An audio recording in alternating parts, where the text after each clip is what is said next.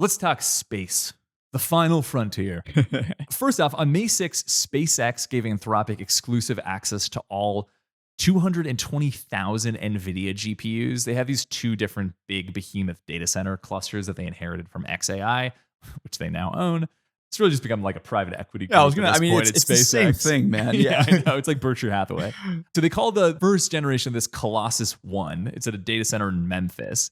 It has 300 megawatts of compute. And they're charging Anthropic the handsome sum of $1.25 billion a month for the privilege of using this data center. It's a lot of money. This is also just incidentally from the company whose CEO, Elon Musk, doesn't seem to love them, but I think, has come to a healthy agreement, like tweeted out the other day that he believes that they're net helping society by their research. So like he's willing to rent them the GPUs. I think he almost wants to rent it out to Anthropic as a way of not giving it to OpenAI. Oh, interesting. Yeah. A little enemy of my enemy is my friend. Kind of. Yeah. The context here is that SpaceX lost $2.5 billion from operations in Q1 2026. Their GPU capex since they bought xAI has been a massive overhang ahead of their IPO, because otherwise Starlink is very profitable. These space launches are increasingly getting there, but they're spending so much money on this AI so much compute. money, dude. It's crazy. Anthropic is now helping to pay off SpaceX's H100 bill so that SpaceX can clean up the income statement before going public. They lost $2.5 billion in 2026 so far. Yeah, that's right.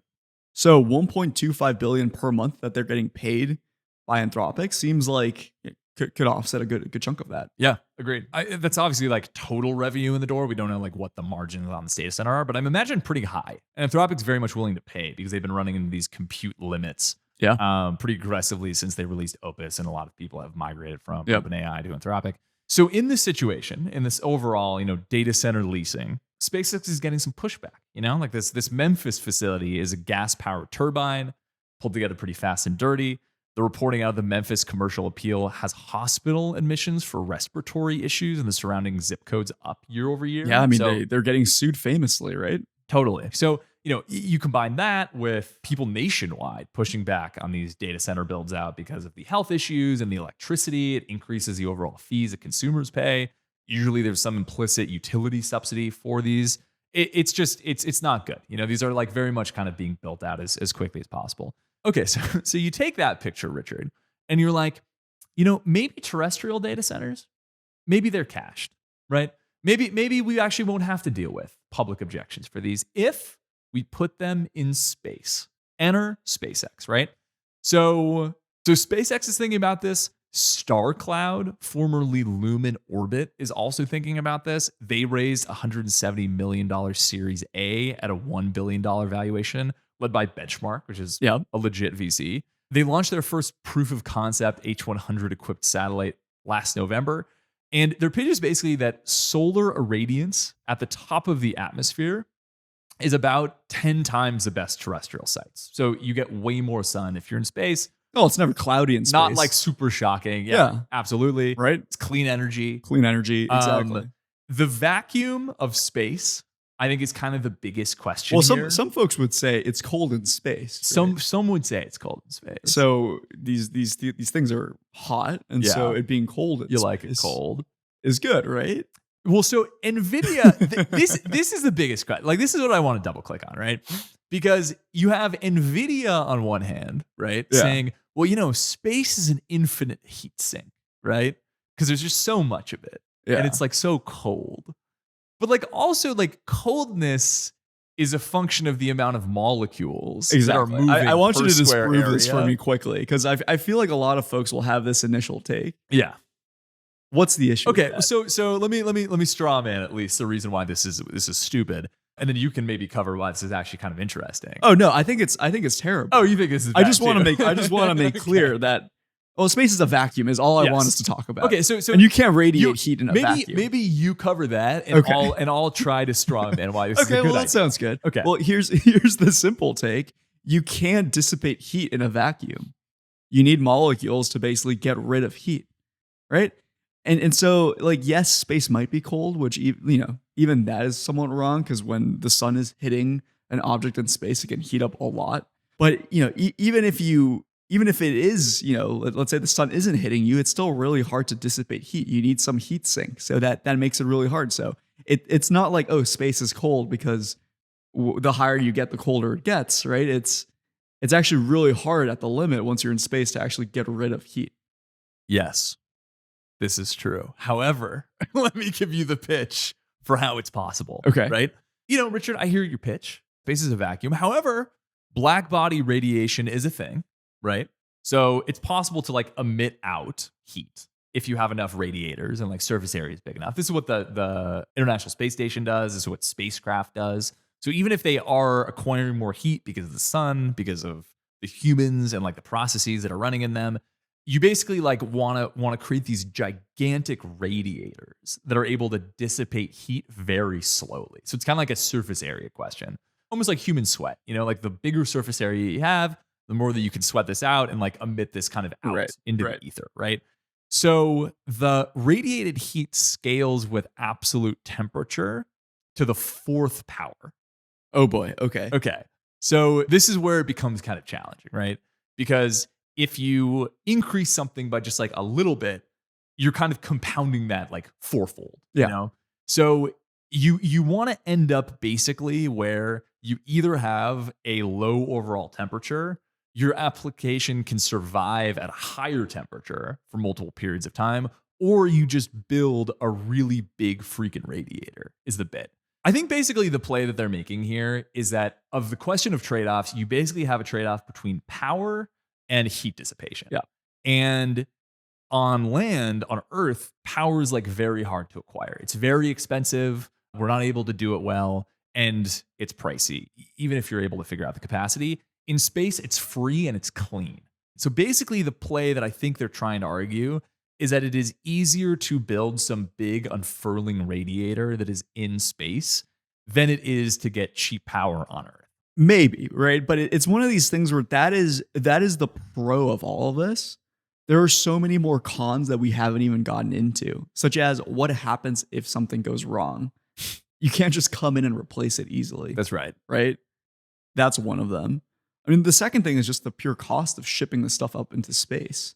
Because in order for this to be viable, you'd have to get the cost of shipping up something into space on the order of $100 to $200 or so. Now, I think SpaceX is reporting that with some of their advancements in Starship, they could get this down to something like $20 or something like that per kilo, which is interesting, but it's hard for most companies to be able to pull this off, right? And you're really stretching the limits of what is physically possible to do with, you know, thermodynamics. Because in order to ship every kilogram up into space, you need so much amount of fuel, and there's only so much that this fuel can produce in terms of energy to ship something up into space. So you start hitting some boundaries pretty quickly. Yeah. And combined with like a bunch of other like issues, such as like the bandwidth question, like how can you ship, how can you send packets up to space fast enough? Right? What's the downward tumbling? Exactly. Yeah. Right. Yeah. So it's really tricky, but there's a lot of real money and excitement behind this project.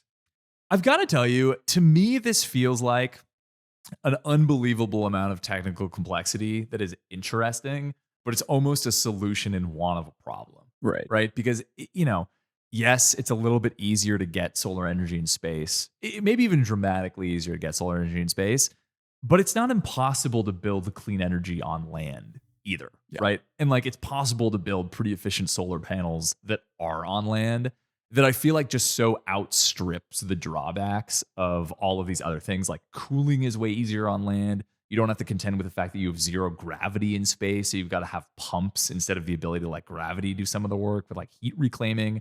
You've also got like the ability to physically wire things together in data centers instead of having to like use optics and lasers, I guess, to communicate in space. So like the pitch really with all these things is it's either good for training, good for inference, good for both, or good for neither. Yeah. And I feel like in the space case, it's like the only possible thing is maybe it could be cheaper training and maybe it could be cheaper batch inference. But like real-time inference, definitely not. I mean, there's no way to like have the round trip timing really make sense there. And the other things I again just like can't really get behind it. I mean, you could do training probably by just sending massive batches up onto a satellite and then doing, you know, a bunch of different computations there and then only sending the resulting gradients back down or the resulting model checkpoints every couple seconds. That could be possible. But yeah, inference, especially if you want to do lightning fast inference like with Cerebras, just no way. Yeah. So we'll have to see how this goes. They're definitely framing this, I think, to try to justify it to people that are questioning why SpaceX is now bundling all of these different companies within their overall umbrella. If it were me, I would probably stick to Earth-based compute until maybe we have like a Mars colony and they need some own terrestrial compute. That I can get behind. But like just putting them in space doesn't make a whole lot of sense to me. I think let's like figure out the energy problem on land before we try to figure this out in space. Yeah. That's my take. Have you seen these ones that this one proposed company that is suggesting to put like these sort of like these like buoys in the ocean that float up and down, where the data center is basically sort of like submarine, like it's being housed in this enclosure below this buoy that's going up and down with the movement of waves. Oh, to try to capture energy? Capture energy, and admit, you know, the water is actually cold. Sure. Unlike space. Sure. Which does keep, Yeah. you know, the data center somewhat colder. The question is just like, how do you then send packets basically from the ocean back to land? And how do you do the maintenance on these? Like, you know, The maintenance ocean is also the famously question. corrosive. That's right. Right.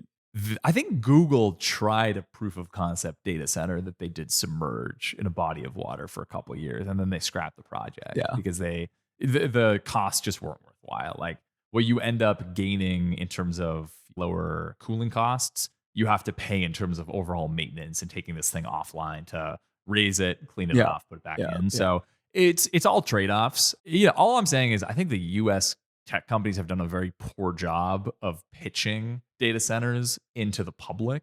And like the big pushback that we're seeing publicly, both by Congress and the public, are like, well, like, why the hell do we want this in our backyard? I mean, it's like NIMBYs, except data it's like data center centers NIMBYs. are going to be using somewhere between 10 to 20% of the US's energy consumption in the next 2 years. Like 1/5 of our energy is going to go to only data centers. And that's kind of crazy to think about, you know? It's like effectively we're losing 20% of the energy that would have otherwise gone to cities and households. Mm-hmm. And to many people, kind of feels like, hey, you're stealing this energy away from us. You're stealing this To energy power from us this- and taking our jobs. And taking right? your jobs, and Yeah. you're powering this stuff that like doesn't really impact my life that much. Mm-hmm. And I get it. I mean, that sucks, you know? And it just feels like such a drain on society, like especially if you have these gas turbines in your backyard that are causing people to be sick. Like it's so the innovations that people are trying to come out with here, you know, putting these data centers in space, putting them in the oceans, like That's right. it makes sense to me. And I think it's exciting to be playing around with these new technologies.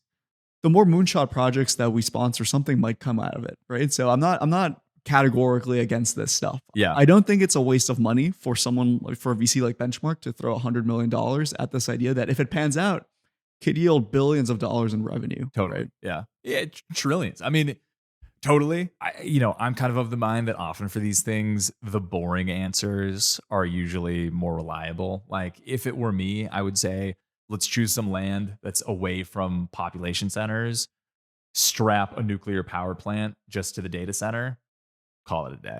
Call it a day. Run some fiber. No, seriously, because like all of these other things we're running into limits of our existing grid, which this gets around. I think that's good, right? Because if you're providing additional load on our existing aging grid, you both have to increase the scale of the grid as well as have this like short-term workaround with gas powered, which is both like inefficient, has like health consequences. It's just like there are so many complexities, I think, when we try to just like strap this onto our existing infrastructure that just go nuclear and put it away where people don't care. And then I think the public won't actually mind all that much. I think it's like data centers because it's literally like down the block and people are like falling sick because of this.